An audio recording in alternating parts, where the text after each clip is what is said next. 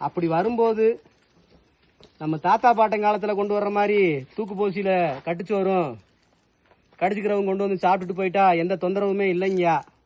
இன்னைக்கு பாத்தீங்கன்னா விதவிதமா தின்பண்டங்களை வந்து நெகிழி கவர்கள்ல அடைச்சி விற்கிறாங்கய்யா.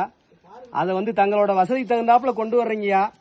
அப்படி கொண்டு வர்ற உணவுப் பொருட்களை சாப்பிட்டுட்டு அந்த மிச்சம் இருக்கிற நெகிழி பைகளை நீங்க ஏதாவது ஒரு துணிப்பை மஞ்சப்பை ஏதாவது ஒன்ன கொண்டு வந்து அதுலயே கொண்டு போய் சேர்த்து அடிவாரத்துல குப்பை தொட்டி இருக்குங்கய்யா, அதுல நீங்க சேகரிச்சுட்டு வச்சிட்டீங்கன்னா அதை வந்து வனத்துறை ஊழியர்களும் ஊராட்சி ஊழியர்களும் சுத்தம் செஞ்சுக்கிடுவாங்கய்யா.